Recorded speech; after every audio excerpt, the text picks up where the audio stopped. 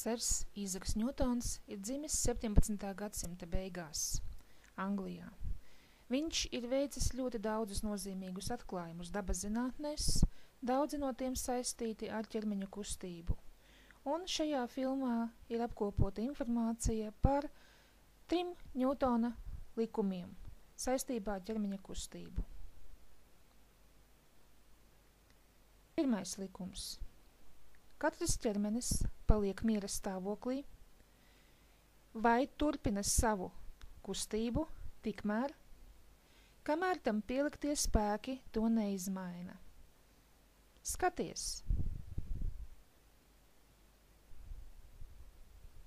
Vēlreiz lēnāk.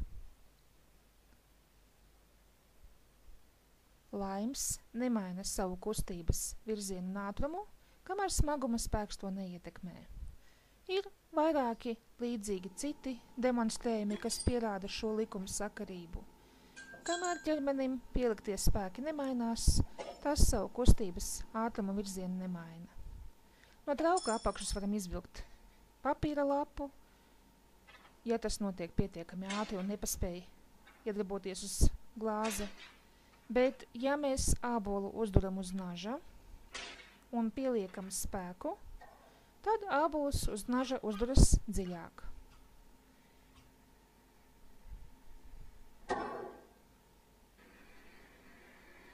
Grāmatu kaudzīte turpināja savu kustību, kamēr cits spēks to neapturēja.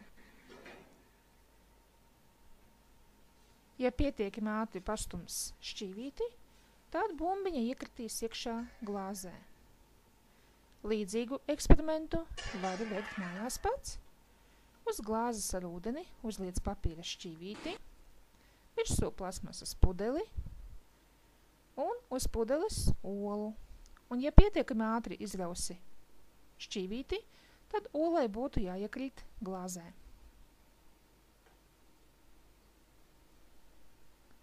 Tātad, Ņūtona pirmais likums pierāda, ka kamēr uz ķermeņiem neiedarbojas spēki, to kustības virziens un ātrums nemainās.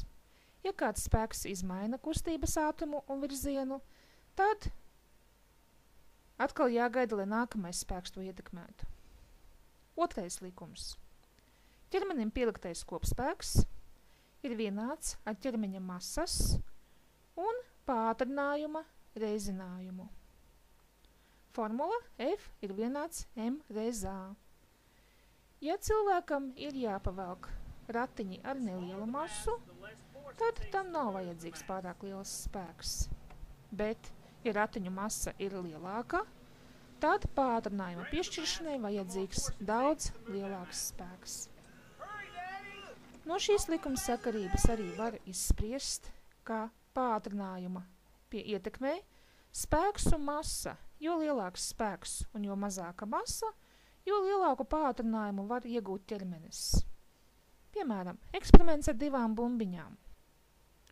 Smagāka bumbiņa iegūst pātrinājumu, kas spēj iekustināt mazo bumbiņu pietiekami ātri un kustība notiktu vēl tālāk, ja tā netiktu apturēta. Bet, ja bumbiņas apmaina vietām,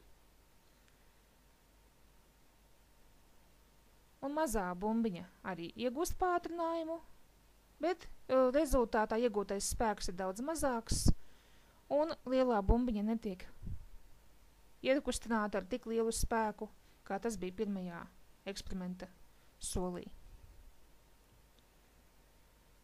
Tātad, Ņūtona otrais likums vēsta, ka ķermeņa pātrinājumu ietekmē tā masa un pieliktais spēks. Vēl viena animācija. Cilvēks velk ķermeni ar masu 50 kg un pieliek noteiktu spēku. Rezultātā tiek iegūts pātrinājums. Bet, ja masa ir 100 kg, spēks tāds pats kā pirmajā gadījumā, tad iegūtais pātrinājums ir daudz mazāks. un redzam abus divus šos gadījumus salīdzinājumā. To pašu varam novērot autosacīkstēs. Mašīna, kurai būs lielāks spēks un mazāka masa, būtu jāiegūst lielāku pātrinājumu, uzsākot braukšanu.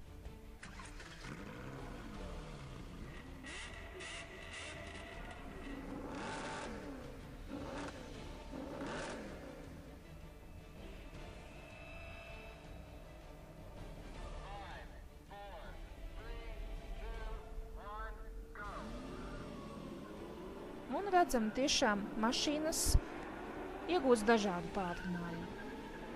Garākā ceļā ietekmē arī šofera meistarība, bet īsākā attālumā rezultātus noteikti ietekmē spēks un masa. Trešais likums.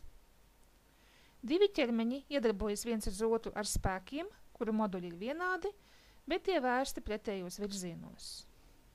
Vislabāk to var redzēt kustībā gaisā, palaižot kosmosa kuģi no Zemes orbītā. Spēks no kosmosa kuģa dzinējiem darbojas pret Zemi, un pretī tiek iegūts spēks ar tādu pašu vērtību, bet pretēju virzienu, kas ļauj kosmosa kuģi pacelt ārpus Zemes atmosfēras.